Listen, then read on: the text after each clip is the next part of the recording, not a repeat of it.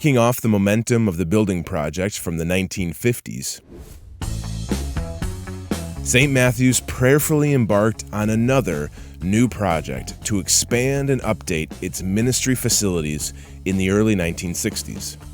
The original two-room school building, which had been used to guide, instruct, and nurture Jesus' little lambs for 30 years, was being torn down in order to make room for a brand new building for the Christ-centered education of the next generation of children in the Oconomowoc area, like the Smith siblings, who in the early 60s were in elementary school at St. Matthew's and remember back fondly on their time in school.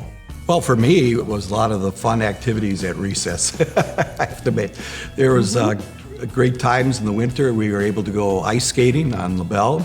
They always plowed out a rink for us, playing King of the Hill, the older... Snowbanks? On the snowbanks, huge snowbanks. The upper graders against everybody else. Obviously, education was not important to you as it was for me. Education here at St. Matthew's.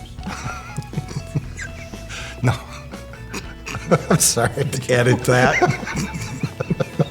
But in order for this newly imagined school to become a reality, St. Matthew's would need to figure out how to hold classes while this new school was being built. Well, we were kept in the basement for 2 years.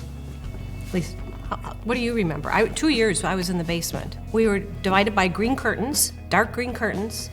The lighting was not very good, so it was kind of dark down there. The first and second grade were privileged because we were in a room that had actual walls in it, so that was kind of nice. We ate our lunches down there. I remember getting milk delivered outside the door, and in the winter it wasn't uncommon for it to be frozen. So we would have milk in a glass bottle that was frozen. It's easy to imagine that the students and teachers alike eagerly awaited the completion of their new school. Then in 1962, exactly 1 decade after St. Matthew's dedicated its first original house of worship, the brand new school was being dedicated to the glory of God and the instruction of His children. And then kind of one day they said we can move over to the new school. So we kind of climbed out of the basement, out of the dark, and got into the new school building. Wow. And there were windows and places for your coat and desks, brand new desks, and it was fantastic. Wow. It was pretty cool. The new school was built with 4 classrooms, a gymnasium, and kitchen facilities. It had 75 students at that time and 3 teachers.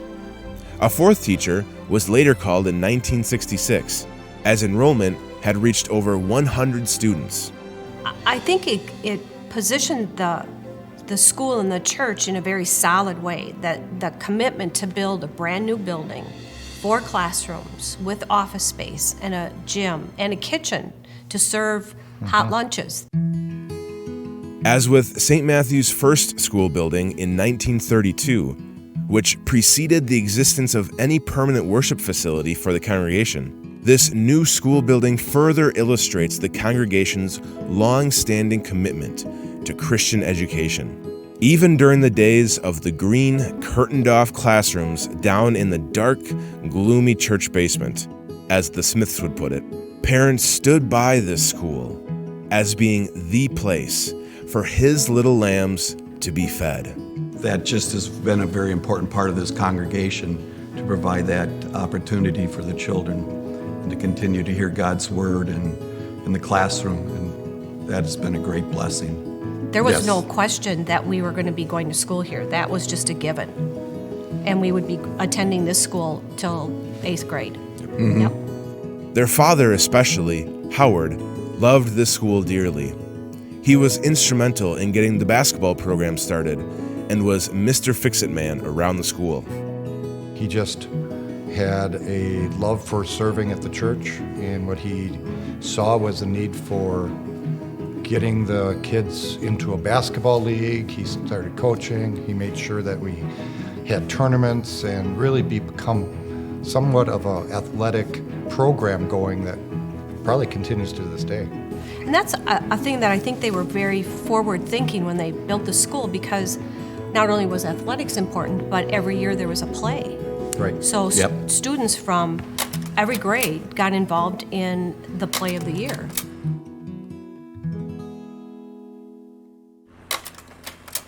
It wasn't long after the new school was built that enrollment continued to increase. The 4 classrooms that they thought would be enough turned out not to be. And soon, the congregation would come up with a solution to manage that growth in the decade to come.